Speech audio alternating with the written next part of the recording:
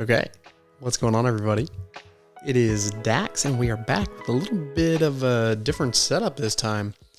Wanted to do a little bit of a maybe kind of podcast style. I don't know. Might get into a little podcasting. You never know. Always got something up my sleeve, but wanted to talk a little bit about 2023, specifically the Dallas Marathon. That was kind of my big event for the year. So let's kind of do a little bit of a recap maybe of what 2023 looked like. So started 2023 out. My big goal for the year was the Ozark Valley Triathlon in Fayetteville, Arkansas. That one was a 1,000 yard swim, 19 mile bike, 4 mile run. Not too crazy, but crazy enough to put me in the pain cave for sure. When it came to training for that, I didn't train super well. I would give myself maybe like I almost said 3 out of 10. I'll give myself like a 5 out of 10 because it's a little bit naive. I didn't know what to really expect going into a triathlon. You can watch a ton of videos, you can listen to a ton of people, but until you go and do one, you don't really know what your body does and kind of the training that you should be doing. So that being said, training wasn't super well for that. I should have spent a little bit more time in the open water. That was super tough for me. Almost drowned. And that is the place where you can not win the race, but you definitely will lose it. I know just about everybody I know says that. And so that's kind of wild, but it's very true. Almost drowned a few times, but I didn't want to, call one of the kayaks over to like rest or catch my breath or anything like that. I was like, no, I'm going to keep going. No matter how much water I swallow, it'll come out while I'm riding the bike, But that being said, in the process of training for that, I had a buddy reach out to me and was like, hey, let's do the Dallas Marathon. And I was like, okay, when is it? December? I'm like, oh, okay. I got all the time in the world to train for that. My goal for the marathon was sub 4 hours. And I think that was really achievable for me. I've started training right after the triathlon, which was in June. And so that gave my body a lot of time to actually build kind of an aerobic base because, before that, yes, I was running and swimming and biking. So kind of already started that building process, but just to add on, especially in the summer, that was really great. That being said, going in to training for this, I felt really good. I was following a plan, the Bear Performance Nutrition, their free plan that they have through their app. Great. I think it prepared me as well as it could have. Not ever running a marathon. The only thing I've ever done prior to was the Little Rock Half Marathon, which I trained horribly for that. The highest I got up to was like 7 miles. And I was like, if I can run 7, I can run 13, which you can, but it sucks.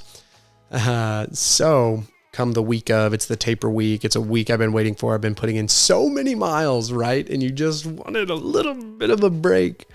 And what happens? I got the flu, COVID, or possibly pneumonia. I don't know. I didn't go to the doctor. I was like, oh, it'll go away. It was just one of those. I was like, I was sick enough to be like, it's just a pain in the butt, right? It'll go away. And so I had a fever for the Monday, Tuesday, Wednesday. It was like 101 and then dropped down to 100 for like Thursday. And then it was like 99.8 for Friday and probably Saturday. And then going into Sunday, it was also probably up there. I just felt hot. It was not good. Didn't run at all leading up to it. So it was just like, I had this taper week in mind and the entire plan went to crap. Like that's the best way to put it is I trained so hard and it didn't matter because it's like, hey, you've got the flu or COVID or possibly pneumonia, coughing, got a fever, feeling like crap. We did a little shakeout run on Saturday. So bad. It was 2 miles. My heart rate was at like 175. And we were at a pretty slow pace. Like nobody was like, we weren't time trialing this 2 miles. So for my heart rate to be up that high, I was just like, Sunday's probably not going to go very good. And it didn't. I made it through. The guys, they were nice. They were cheering me up, saying, oh, this is like, I almost said Kobe. It's like Michael Jordan's flu game, and I was like, yeah, not a huge basketball guy, but at least NBA. But Rich Froning did the same thing in CrossFit. I'm a little bit of a CrossFit fan, and so it was just like Rich Froning did the same thing in like a regionals one time, and yeah, you can make it through on the flu. But it was one thing I had to literally put aside my goal and ambition of, hey, I'm going to run this sub 4. I knew my body was not going to make it in a sub 4 pace. In my head, I was like, okay, maybe 420, 430, somewhere around there. I came across at like the Dallas time was 5:03. The Strava and Garmin time was 4:59. I was booking it for the last like 0.2 miles. I had to get across. I had to beat a guy that I saw at the half marathon point, the 13-mile point. I was like, okay, I'm going to beat this guy. And finally I saw him at the very end. I was like, you're done. You're toast. So I beat him. That was my golden nugget for the day. All that to say, I trained a lot in 2023, and the goal was to run a sub 4 marathon. And when you get the flu or whatever I had, just not happening. Well, I'm back after my camera decided to just die on me. I say it decided to die. I neglected to charge the battery. So I was running a risk and it caught up to me. But what I wanted to say was in 2023, I trained all year for 2 events, kind of. The triathlon in the first half, the marathon that happened last weekend. Trained all year for that. Did not meet my goal of running a sub 4-hour marathon. Now, granted, I did have the flu, COVID, whatever, but I don't want to make excuses for that. Yeah, I know my body was not in the right shape to run a 4-hour marathon, being as sick as I was. And so that's just something I have to live with. I have to be okay with that. But it's one of those, I set a goal, I trained for it, and I failed, essentially. So that's a bummer. It's something I have to deal with, but I also learned a lot, pushing myself, and makes me really excited to going into 2024. So I wanted to end this and kind of end this year with my plan going forward. Ideally, it's something I kind of want to do is, go all in. I kind of like that phrase, go all in. Keep digging, go all in, go one more, stay hard. These are all phrases I say all the time. Some of them are from other people. Keep hammering, like all the fun little phrases. But when you're running for 15 miles and just having a conversation with yourself, that's what you do.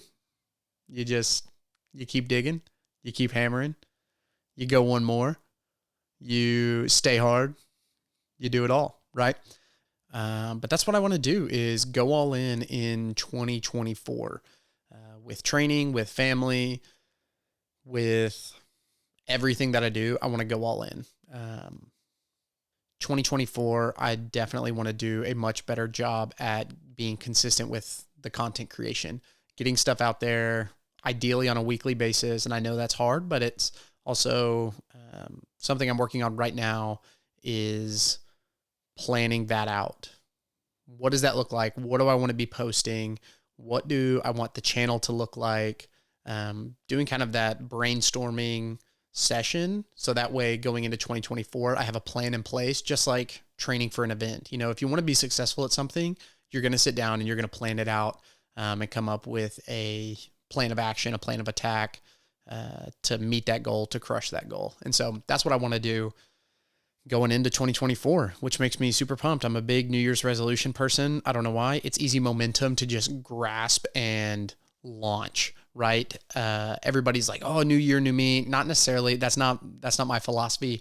It's more just, hey, the new year, it's exciting. In Arkansas, not saying it's depressing, but like there's nothing on the trees. The grass is dead. Like it just looks dull outside. It's dark 85% of the day.